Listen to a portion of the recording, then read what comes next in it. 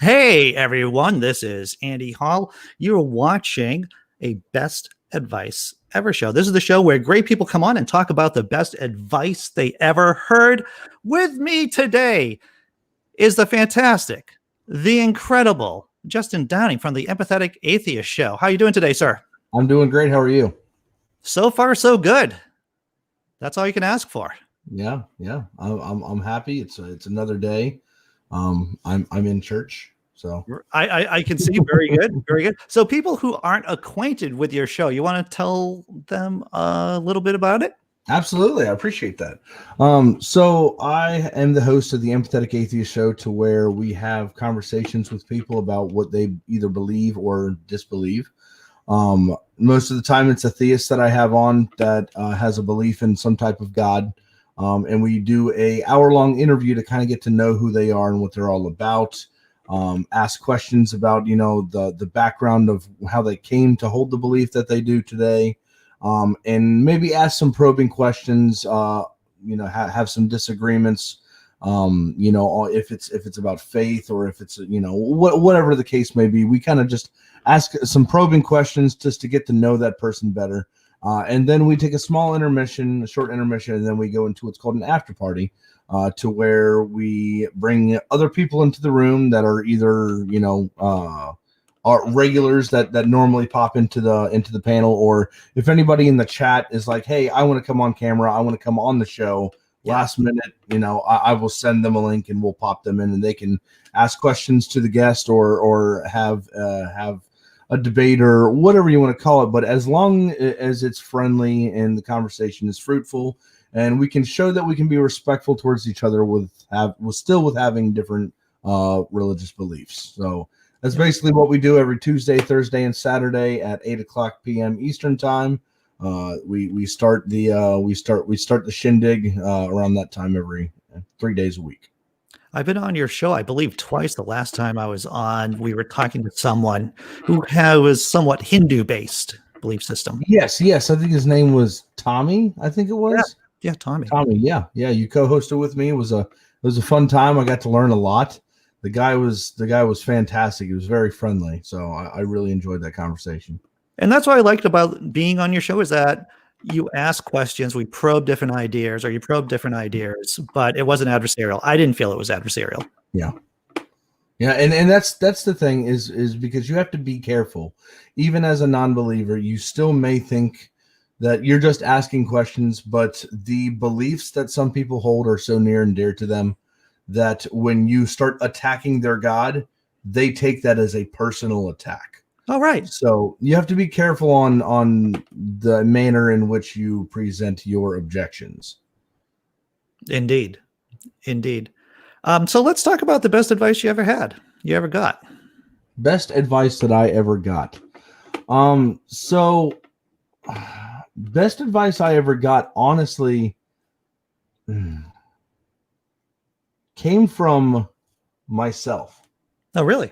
Yeah, I would say it came from myself, because even though I've gotten lots of great advice from other people on specific topics, I was introduced with some new information, and that new information led me to start doing some self-analyzing. And I told myself, hey, you might want to change your gig here, because this specific thing that I was thinking of was going to change my worldview completely, not just one topic, but completely change who I am as a person. So a little backstory. I used to be, I was raised in a Catholic household. I was raised, indoctrinated in a Catholic household, indoctrinated into believing that you shall vote Republican every time, no matter what. You shall never bring a black girl home, because I'll beat your ass if you do. Just basically a very, very one-sided, typical, cookie cutter, right-wing house. And I grew up learning, to use the N-word throughout my language, throughout my everyday. That's not a cuss word. That's a word that we use on a regular basis in our house. Yeah. And I got to a certain point to where I started wanting to have friends that were a different skin color than me, just because they're other kids to play with. And I started analyzing, what my life was all about and what I've been taught my entire life. And I found this word called humanism. And I was like, humanism? What's all that about? So I dove into it. I learned what it was all about. And then I started questioning my thoughts. I started questioning the way I was. And I started feeling and realizing the contempt to change my position. I just want to stay the same. There's nothing wrong with it. You always have that personal bias that, oh, well, whatever this article is, this doesn't mean anything. I'm taking this too far. I'm good the way I am. And it kept eating at me, and I wasn't able to be comfortable with who I was. So I told myself, I said, hey, you might want to change, the viewpoint that you hold. And when I did, my entire worldview changed, like not just one aspect of it, but everything. And I realized that I was a disgusting racist, that, and I was able to drop it like a pen and just leave the situation. And ever since then, I've loved everyone. I've, found that well-being and human flourishing and survivability and all this stuff put together can literally make every aspect of your world a whole lot better. That's interesting. I have found that one of my biases is a conservative bias, and conservative bias meaning that whenever there's a new piece of information that comes in, I seem to be resistant to that new piece of information. Mm-hmm. And I need to get a couple of passes at it, maybe look at it a couple of different times for me to really incorporate it and to accept it. Mm-hmm. Yeah. I'm the same way. But I hear those corporate things all the time because I hang out, I go downstairs and we take care of, me and my wife, we take care of our kids and our grandparents. So they live with us. And whenever you go downstairs to the TV, they have Fox News on. Right. Just Fox News all day long. And I go down there and it's just saying, well, these liberals are this and this and that. And I don't take a side politically. I'm sorry, but I'm not going to vote for a pedophile. And there's one on both sides right now. But what a lot of people don't realize is there's a third option. Mrs. Joe Jorgensen, who is a libertarian. And as of last night, we could see that he's not quite got it in the bag, but it's almost guaranteed that Trump already has the Supreme Court. It's locked in. Yeah, he's going to get it. And that takes away a lot of reasoning that people would vote for Biden. They're saying, well, I'm only voting for Biden because, the Supreme Court. Well, now Trump has it locked in. There's no reason to vote for Biden anymore. So now if you don't want to vote for Trump, look into Joe Jorgensen and see what she's about. She's a third-party libertarian who has views from both sides. Not free healthcare, but affordable healthcare. She wants to not be. She wants to take away. Victimless crimes. Let's stop using our tax dollars to keep this guy who got caught with a sack of weed in his pocket. Right. Take it, get him out of jail. We don't need to be paying for that. So it sounds like this flexibility, because that's what it seems like, this being open to new data, which really seems to be the nub. And tell me if I'm wrong on this, on this kind of advice. It seems to have really, your Empathetic Atheist show here on YouTube seems to be a reflection of that. Yeah. I had, I'm not sure if you've heard of them before, but Vin and Sori. Oh, yeah. Yeah, I had Vin on my show, and I would say about a week afterwards, I went pro-life. I have certain views that would be held contradictory. So the main part of taking the advice and being flexible is to make sure that my worldview is consistent. Now, the way that I see it, and I may very well be wrong, and if I receive information from somewhere else that that convinces me otherwise. I speak out against indoctrinating children into a religious household. Right. I speak out against their parents indoctrinating them. I will vote for that. I will vote for somebody if they're against making. Well, if somebody would say, I'm going to make it illegal for children to get indoctrinated into a religious view, and you can only start teaching them religion, one specific religion, at a certain age when they can reason. I speak out against parents molesting and raping their children. I will speak out against that all day long. I will speak out against circumcision. These are all things that, I'm telling parents you can't do with your kids. Now, would I be consistent if I said, but choosing to kill your child, that's none of my business?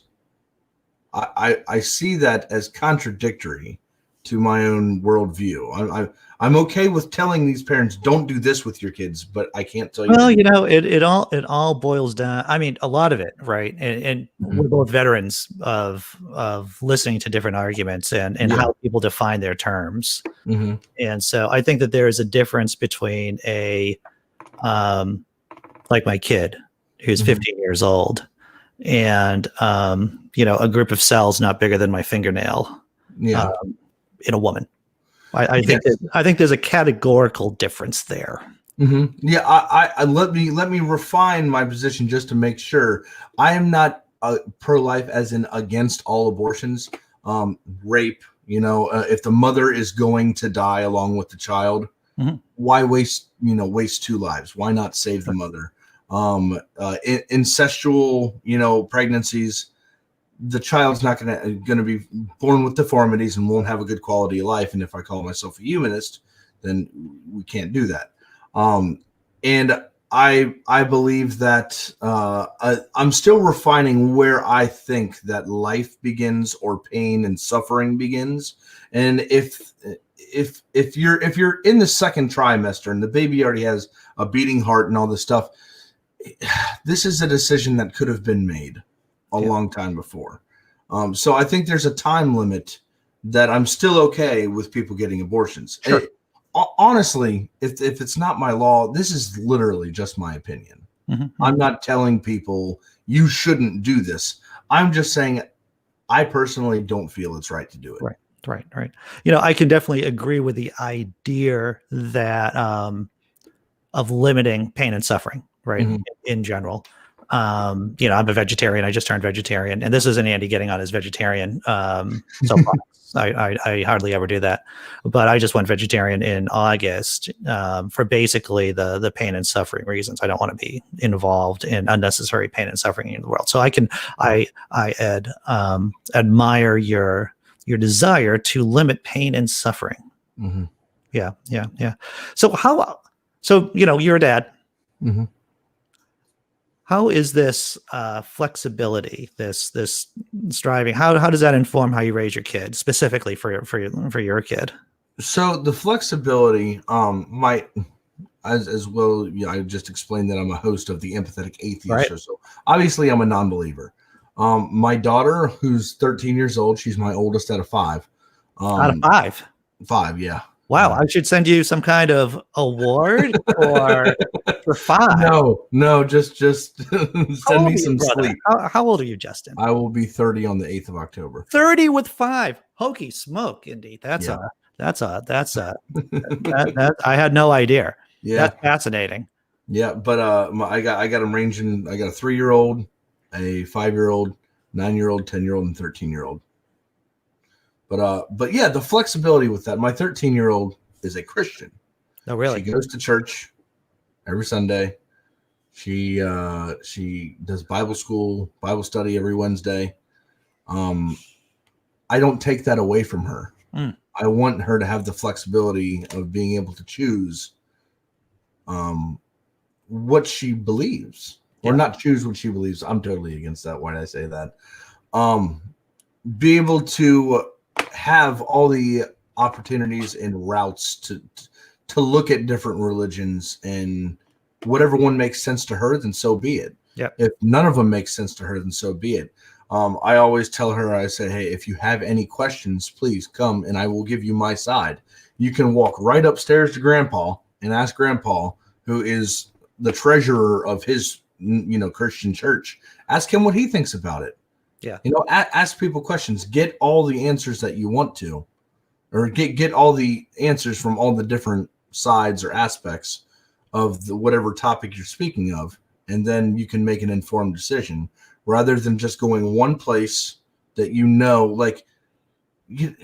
I'm trying to encourage her that even in the Christian faith, that just going to your pastor for advice is not a good idea because he may not have the right answer. Right. If you don't mind me asking, what denomination? She is, I think it's non-denominational. Okay. Yeah. Which, funny enough, is a denomination. It is. And, yeah, it is. Because when I hear non-denominational, and I've been proven wrong on different occasions, I always think of neo-Calvinism or Protestant of some kind, of course, and very fervent in their faith. I actually agree mostly with the Calvinists than anything. If you're going to try to make this whole free will thing work within the biblical context, then you have to get rid of free will. Yeah.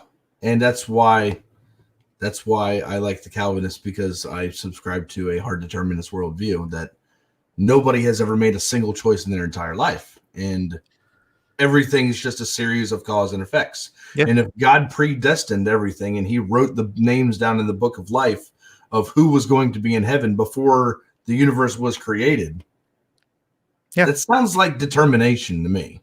Yeah. True enough.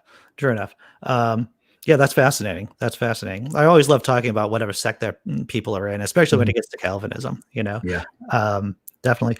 So that's great. I think we covered some important points about the need for this kind of flexibility in your own life and how it's really benefited you, it sounds like. Yeah. I want to teach my kids how to think, not what to think. Yeah. And being able to instill that ability to find, to at least look for avenues that might not be as comfortable as others. Right. Gives them a broader view on what could be the possibility of whatever they're, looking at. You know what I found? I have a 18-year-old who just graduated high school, and I have a 15-year-old kid. And I've found that when they've come home and we've had conversations about what they're learning in school, I've definitely have had what I would like to consider a Socratic kind of conversation about, so what do you think about that? This particular point of view that they're talking or bringing to you in history class, especially when they're talking about the different religions of the world. Yeah. So the miracle of live, right. Of live shows, people, right here. There you go. So yeah. That's very interesting you say that, because right now my 13-year-old is learning about Christopher Columbus. Oh yeah. So and Thanksgiving, and I'm sitting here like, so have you read about it? Do you know what happens? Like waiting for her to be like, why do we celebrate massacre and rape? Yeah. Like I'm waiting for that. And I don't want to push her into that. Yeah. But I'll be like, have you read it? And like, what do you know about this? Yeah, exactly. And the quotes from the man are absolutely horrible. Yeah. He basically writes, we only need a couple of guys with guns and we're going to rule this place. Yeah. Yeah. So it's very gangster. It sounds very gangster. Yes. I mean, there's that. And then once we get through that, if we get through that, if she ends up asking the questions and she wants my opinion on it and I give her my opinion, we can sit down and watch Pocahontas and then afterwards actually explain the reality of that and how sugar-coated the movie was made from, the reality of the story itself. She wasn't actually called Pocahontas. She had a different name. I forget what it was. But I mean, she was taken into sex slavery. It's insane. And they make a Disney movie about it. and make these kids think that this is just some awesome, great story. Yeah. No, this was disgusting and horrible and just turns my stomach. Right. Yeah. Yeah. Yeah. How are the conversations with your younger kids? Not that serious. Not yet. At least not yet. Right. We've had the, where do babies come from? And me and my wife, we try and stay away from, like, when it comes to anatomy and things like that, we don't try and we don't want to confuse our kids with, PP and doodle and all that. No. When my son, we change his diaper and he looks down, well, that's your penis. Like, yep. we tell them the correct phrasing for that, so they grow up not being confused by other things. Because if and when something would happen to them, somebody would touch them inappropriately, there's no confusion on, he touched my penis. And that's great, because you build up trust with your kids with that, and they will feel like they can come to you. Because I've had my kids come to me. It's like, well, this is what we were told in school. This is what I heard from this adult. What's going on? What do you think about this? Mm-hmm. And so building up, not lying to your kids, telling them things in an age appropriate way and not lying to them. That's been one of the things I've been trying to do. Mm-hmm. Yeah. And that's why I feel like it's really hard. Like, if my daughter was to come to me and ask me about, like, Ezekiel 23:20, which is the verse in the Bible that talks about, like, donkeys and horses and stuff like that. I don't know how exactly I would address that to her. That would be a challenge. That would be a challenge for me, because I don't know how to contextualize it as a not talking about genitals and emissions coming out of animals. Right. Like, so, a lot, it's interesting when you raise kids in the method, right? In the thinky brain method. And they'll like ask you a question like that. And I've had my kids ask me questions, uncomfortable questions. I'll be like, so what do you think about that? And they would be quick to fire back, answering a question with a question. That's like a false start. You can't do that. That's a foul. That is, we're calling you on that. Yeah. Yeah, that does happen a lot, especially with my 13-year-old. All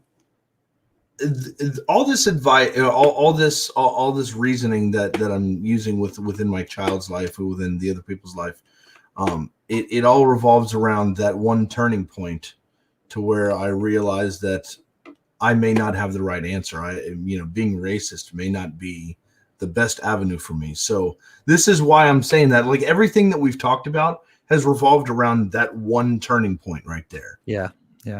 It all goes right back to that one moment where I decided maybe I should seek other uncomfortable answers. So how old were you? This was only about 2-3 years ago. Brother, that's recent. Congratulations on that. A lot of people can't reverse ship after you get to a certain point developmentally. So yeah, that's great. Yeah, it's dead, buddy. We got to put it on the charger.